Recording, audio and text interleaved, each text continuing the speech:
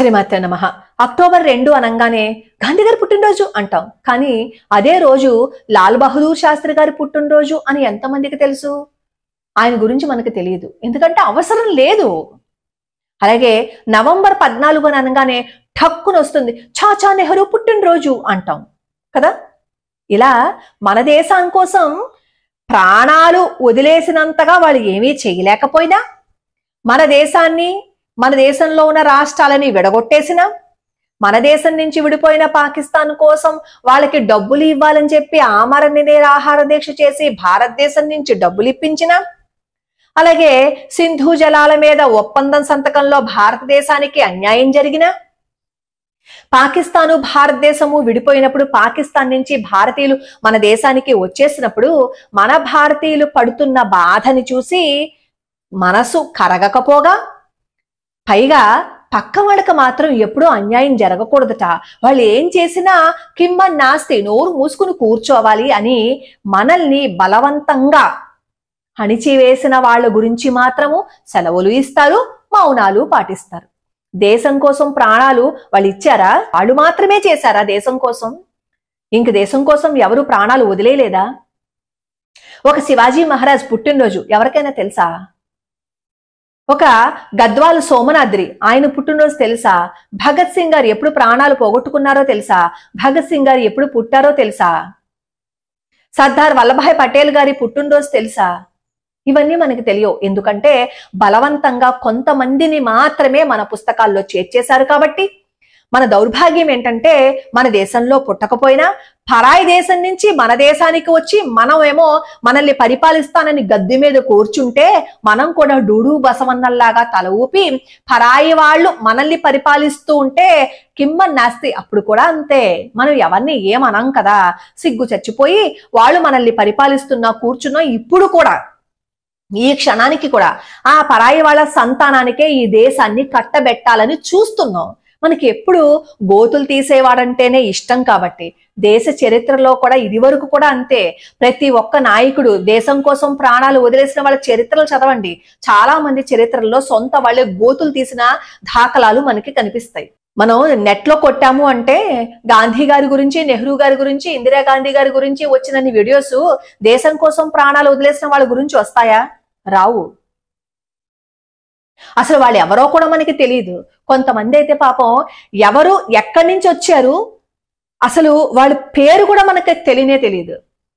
నిజంగా చెప్పాలి అంటే ఈ 365 రోజుల్లో దేశం కోసం ప్రాణాలు వదిలేసిన వాళ్ళ సంస్మరణ రోజున సెలవు ఇవ్వాలి అని అనుకుంటే అసలు చాలా వరకు స్కూల్స్ రన్నే అవ్వవు, ఎందుకంటే అంతమంది దేశం కోసం ప్రాణాలు వదిలేశారు.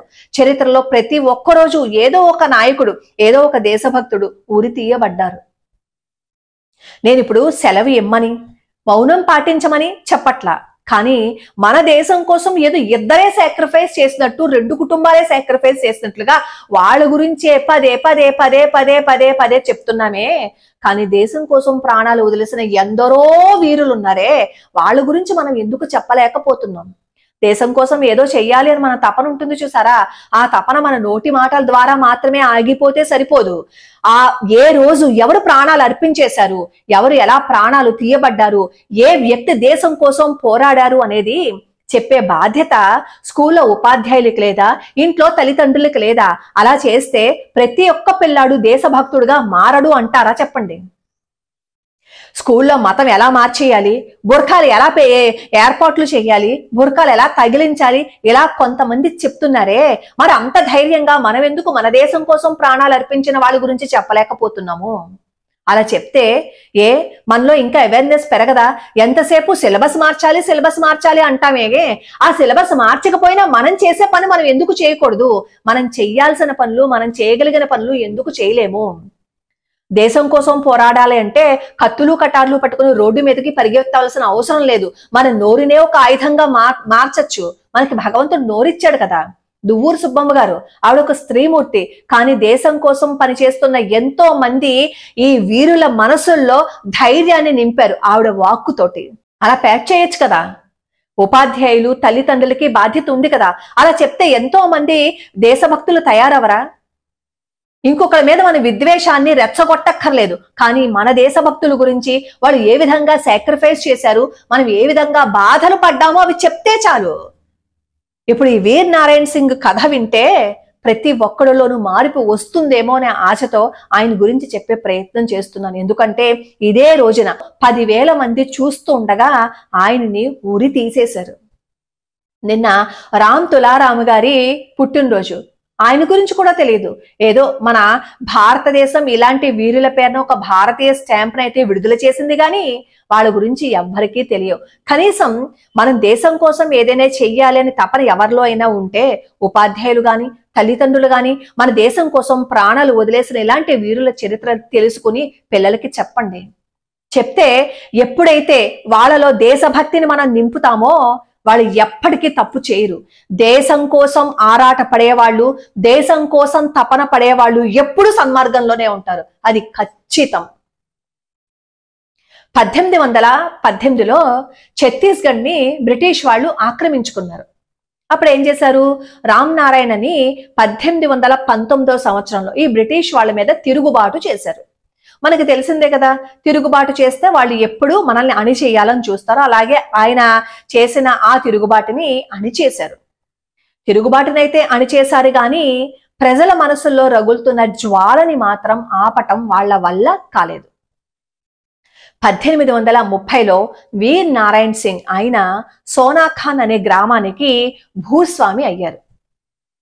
1856 విపరీతమైన కరువు వచ్చేసింది ఆ సోనాఖాన్ ఆ ఛత్తీస్గఢ్ ప్రాంతంలో. ఒక్కొక్కళ్ళు పిట్టల్లాగా రాలిపోతున్నారు. ఎముకలు బయటికి కనబడిపోతున్నాయి. ఎవరికి తినడానికి కూడా తిండి లేదు, తాగడానికి కూడా నీళ్లు లేవు. ఏడుస్తున్నారు. ఎవరు అన్నం పెడతారా అని కన్నీళ్లతో ఎదురు చూస్తూ ఉన్నారు. ఎవరైనా మనల్ని రక్షించకపోతారా అని. అప్పుడు ఆ గ్రామ భూస్వామి అయిన వీర్ నారాయణ్ సింగ్ గారు తన వాళ్ళు అంత కష్టపడుతుంటే చూసి తట్టుకోలేకపోయారు. ఎలా అయినా సరే తన వాళ్ళ కడుపు నింపాలి అని అనుకున్నారు. అంతే. ఈ బ్రిటిష్ వాళ్ళు ఏదైతే దోచుకుని గిడ్డంగుల్లో మన ధాన్యాన్ని నింపేసి దాచిపెట్టుకున్నారో వాటన్నింటినీ పగలగొట్టారు. ధాన్యాన్ని తీసుకొచ్చారు. తన ప్రజలకి పెట్టి వాళ్ళ కడుపు నింపి వాళ్ళ కళ్ళలో ఆనందాన్ని చూశారు. అలా ప్రజల్ని కన్న బిడ్డల్లాగా చూసుకుంటున్నారు ఈ వీర్ నారాయణ్ సింగ్ గారు. ఈ విషయం రాయ్పూర్ డిప్యూటీ కమిషనర్ ఎలియట్ కి తెలిసింది. అంతే.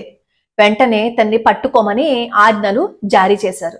1856 అక్టోబర్ 24న ఈ వీర్ నారాయణ్ సింగ్ గారిని కెప్టెన్ స్మిత్ అనే అతను పట్టుకున్నాడు. పట్టుకుని జైల్లో వేశారు. 10 నెలల 4 రోజులు ఆయన కారాగారంలోనే ఉన్నారు. అప్పుడు 3వ రెజిమెంట్కి చెందిన భారతీయ సైనికులు ఏం చేశారు అంటే ఈయన్ని సొరంగ మార్గం ద్వారా, అంటే ఈ జైలుకి కారాగారానికి సొరంగాన్ని తవ్వారు. ఆ సొరంగ మార్గం ద్వారా బయటికి తీసుకొచ్చి తప్పించేశారు. ఎప్పుడైతే వీర్ నారాయణ్ సింగ్ బయటికి వచ్చేశాడు అనే విషయం తెలిసిందో ఇంక బ్రిటిష్ వాళ్ళ గుండెల్లో దడ మొదలైంది అనమాట. అంత కట్టుదిట్టమైన ఏర్పాట్లు చేస్తే ఎలా బయటకి వచ్చాడు, ఇతను బయట ఉంటే మనకి మనుగడ లేదు అని తెలుసుకున్నారు. ఎప్పుడైతే బయటికి వచ్చేసారో ఈ వీర్ నారాయణ్ సింగ్ గారు ఏం చేశారు అంటే తన కొడుకు గోవింద్ సింగ్ ని సురక్షిత ప్రాంతానికి పంపేశారు. ఎందుకంటే తన తర్వాత మళ్ళీ ఒక నాయకుడు ఉండాలి కదా, అందుకనమాట. సరే, ఈ వీర్ నారాయణ్ సింగ్ గారిని పట్టుకోవటం కోసం, ఒక్కడిని పట్టుకోవటం కోసం 1000 మంది సైనికులని పంపించారు.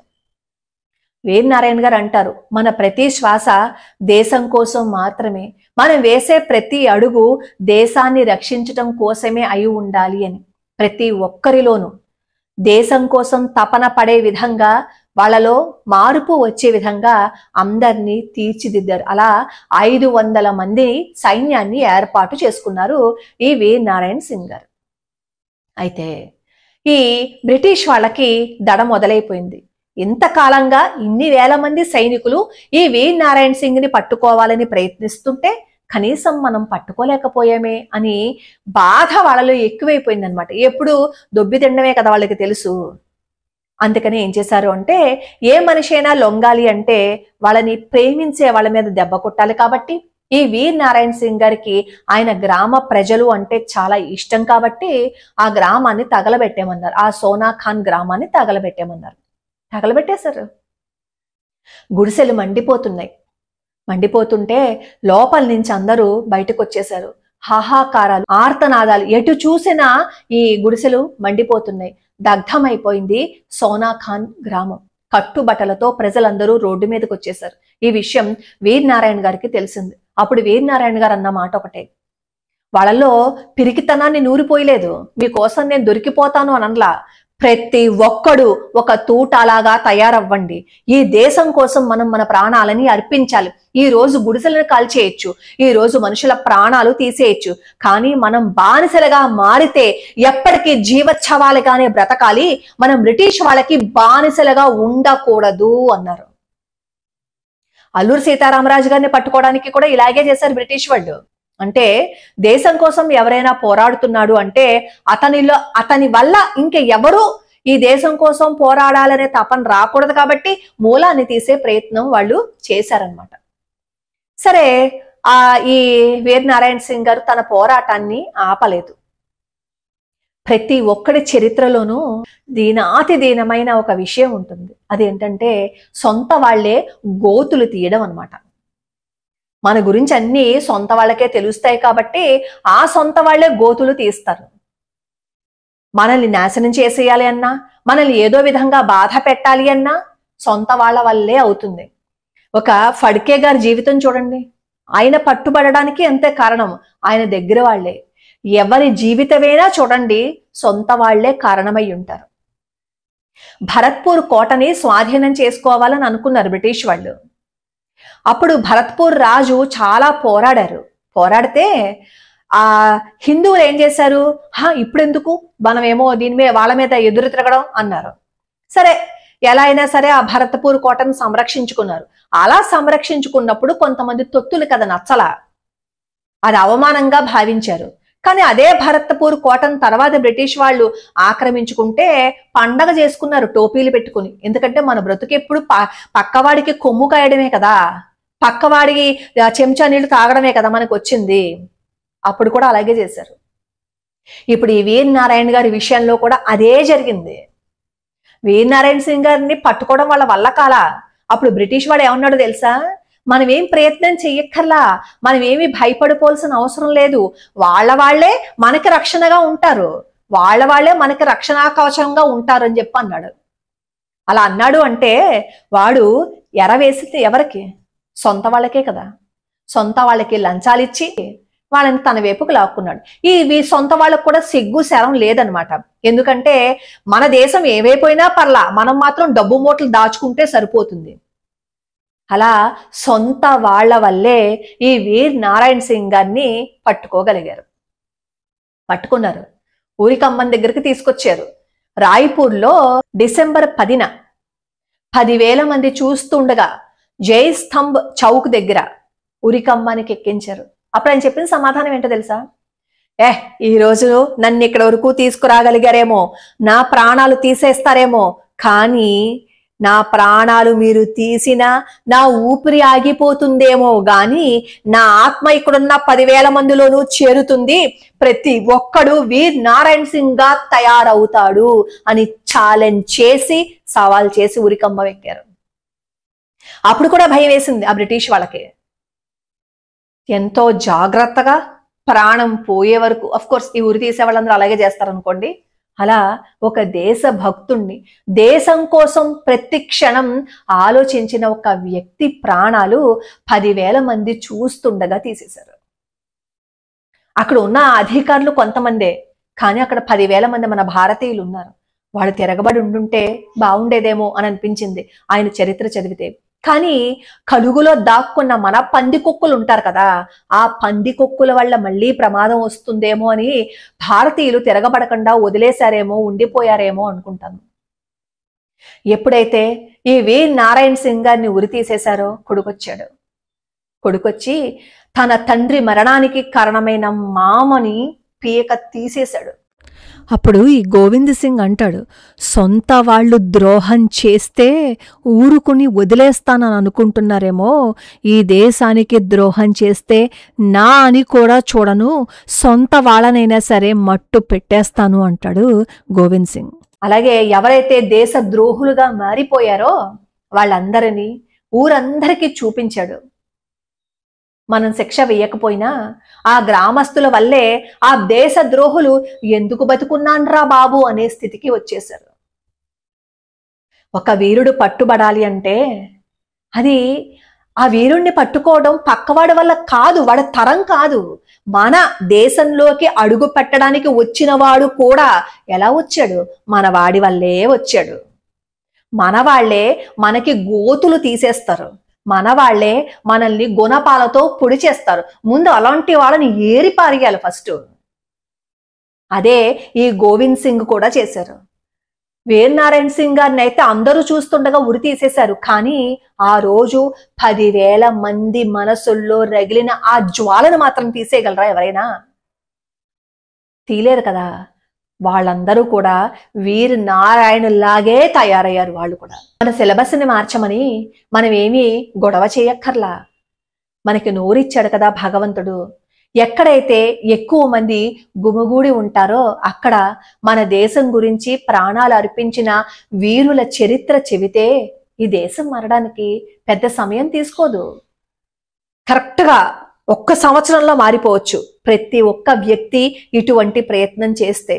ప్రతి ఒక్క తల్లి తన బిడ్డలకి ఇది చెప్తే, ప్రతి ఉపాధ్యాయుడు తన స్కూలు విద్యార్థులకి ఇది చెప్తే, ప్రతి అర్చకుడు తన దేవాలయానికి వచ్చిన భక్తులకి ఇలాంటి చరిత్రలు చెప్తే పెద్ద సమయం ఏం తీసుకోదు. ప్రతి ఒక్కడిలోనూ దేశభక్తి రగిలిపోతూ ఉంటే పరాయివాడు మనల్ని ఏం పెగ్గలడు చెప్పండి. కానీ మన దౌర్భాగ్యులు ఎలా తయారవుతారో చెప్పనా? ఇంకొక కొత్త గుడి కడితే ఎందుకు కొత్త గుడి, పాత గుళ్ళని శుభ్రం చేసుకోవచ్చు కదా అంటారు. అదే పరాయివాడు బెంగాల్లో బాబ్రీ మసీదుని కట్టడానికి అందరినీ పిలిపిస్తే 2 లక్షల మంది ఇటుకలను తీసుకొచ్చారు. ఎందుకురా ఇంకోటి అడగల? మనకి ఇన్ని మసీదులు ఉన్నాయి కదా, ఇంకోటి ఎందుకు అడగల? ఎవరైనా ఒక దేవాలయానికి విరాళాన్ని ఇస్తే హాస్పిటల్స్ కట్టించచ్చు కదా, పిల్లలకి బడులు కట్టించచ్చు కదా అంటారు. కానీ పరాయి వాడు ఆ మాట అన్నాడు. వాడికి మనకి తేడా తెలుసుకోండి. కలుగుల్లో ఉన్న పంది కుక్కుల్లాగా మన వాళ్ళకే గోతులు తీస్తే మన బ్రతుకు ఏమైపోతుంది అనేది ఒక్కొక్కరి చరిత్ర చదివితే తెలుస్తుంది. రోడ్డు మీద పడిపోయి అంతమంది చచ్చిపోతున్నా, ప్రాణాలు అల్లాడిపోతున్నా, ఎముకలు గూడులైపోతున్నా పక్కవాడికి కరగలేదు గుండె. నారాయణ సింగ్కి కదిలింది. ఎప్పుడైతే మనలో దేశభక్తి ఉంటుందో, ఎప్పుడైతే మనం మన పిల్లలకి దేశభక్తిని నూరిపోస్తామో ఇప్పుడు జరుగుతున్న అరాచకాలు కూడా జరగవు. దేశభక్తుడికి అన్యాయం చెయ్యాలి అనే ఆలోచన రాదు. మనం మన పిల్లల్ని దేశభక్తులుగా తీర్చిదిద్దితే ఈ దేశం ఎక్కడుంటుందో ఒకసారి ఆలోచించండి. అలాంటి దేశభక్తుడైన నరేంద్ర మోడీ గారికి మనం సపోర్ట్ చేయాలంటే చచ్చిపోతున్నాం. 100 లోటుపాట్లన్నీ చూస్తున్నాం. అదే పక్క దేశంలో పుట్టి మన దేశానికి వచ్చి మనల్ని పరిపాలిస్తే అంటే మనం మాత్రం గొర్రెల్లాగా బుర్రలు ఊపుతున్నాం. వాళ్ళకి పట్టం కట్టాలని ప్రయత్నిస్తున్నాం. ఆలోచించండి. ఈ దేశం కనుక పరాయి వాడి చేతుల్లోకి పోతే మళ్ళీ అప్పుడు పరిస్థితులు మనం అడుక్కు తినే పరిస్థితులు వస్తాయి.